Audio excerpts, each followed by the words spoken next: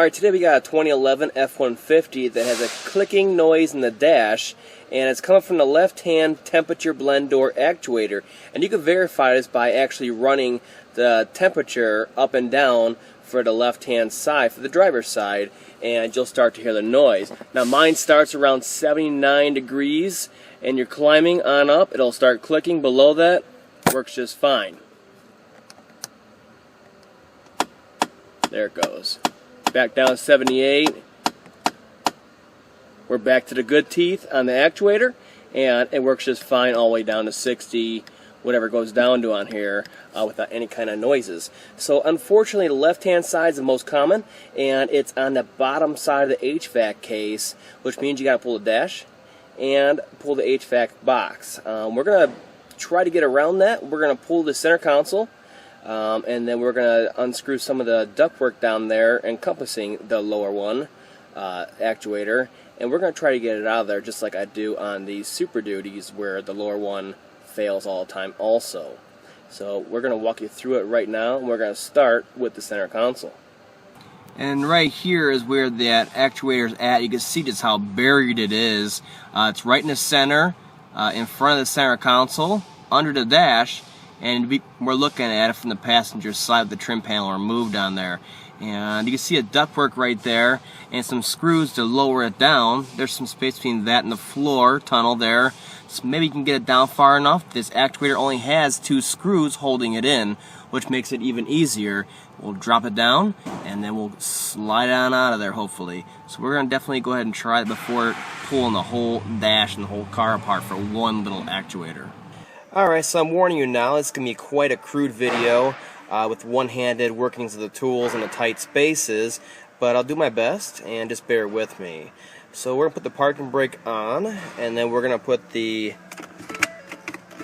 shifter like in drive, something like that, so it's out of the way, and then we're going to pry up on the center console right here, something like this, and it shouldn't take too much to do it. And it'll pop right up on there. Same thing over here is another retainer. And then after that, this whole thing comes up and out of here. You just gotta wiggle it. And that'll be out of the way. We can start getting to the rest of these bolts. Next, take out these 2 8mm bolts. And then after that, on each side, there's side panels down here. You see the gap right there? Just grab them with your hand and pop it out. And keep working it like that and get both sides off. Alright, next we're going to pull the 4 8mm bolts that hold the shifter to the floor here, and there's 2 right there, you can see them, and there's 2 back here, and we're going to get that loose. And don't judge, I'm sure your center console and shifter looks just like this. A lot of people lose coffee and everything else down in here. Alright, as far as getting the selector cable disconnected from the housing of the transmission shift lever, all you gotta do is back here, you'll see a tab, is push that back with a pick or something like that, and then this whole thing will slide right up and out of here. After that, just follow the cable up into the actual transmission shift lever and get a cat claw or something like this behind it, and then you just simply pry off of it and it'll pop off of there. Let's see if I can do it. Just kind of wiggle it and it'll pop off of there. There we go. After that, one last connection right here for the electrical part of it. Take that out, and the whole shifter will come up and out of the way. Up here in the front of the center console, there's 2 bolts, one on each side, that bolt the center console to the floor. 8mm, pull those out. And then there's 2 electrical connectors here on the passenger side. Disconnect those, and that whole harness will come out with the center console when we slide it back. Pull the seats forward on both sides, and on each side of the console here you'll see an 8mm bolt that holds it to the floor. Take those out.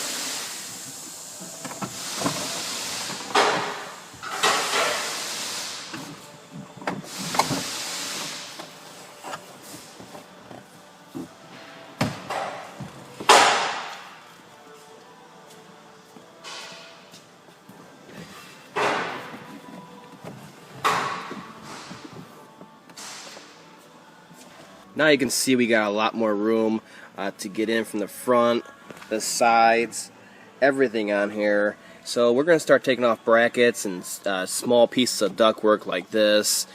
First bracket we're going to take off is this one, and there's a couple of 8mm bolts. You might have this DSP module, you might not, and there's some screws for that, bolts hidden, and we're going to get all these brackets and garbage out of here.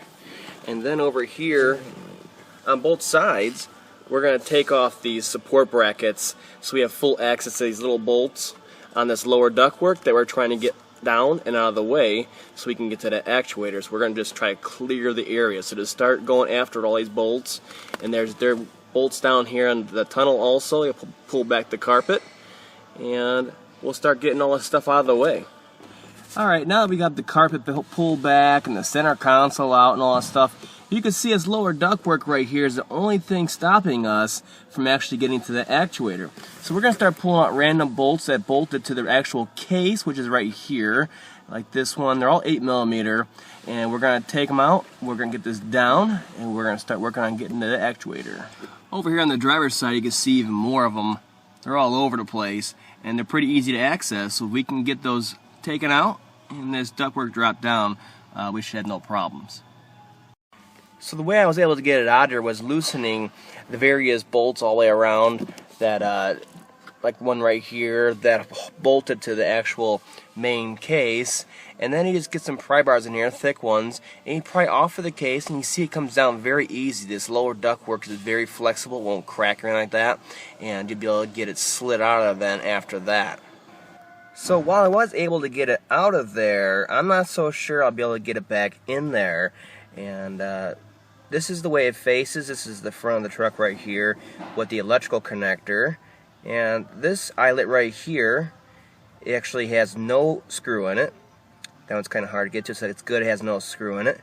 This one right here, which is over here on the new one, that one's the easiest one to get to. You can get it from the passenger side footwell here. And then this one over here, you're going to actually have to pry down on the actuator from the box, and that will break the little eyelet off of there. Don't worry, the box will not get damaged. They're very strong, but the eyelets will pop off of there, and then you'll be able to get the actuator out of there, but you're going to have one heck of a time getting that screw in, going back together.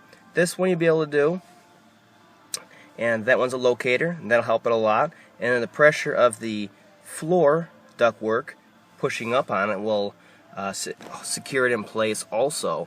So it's up to you.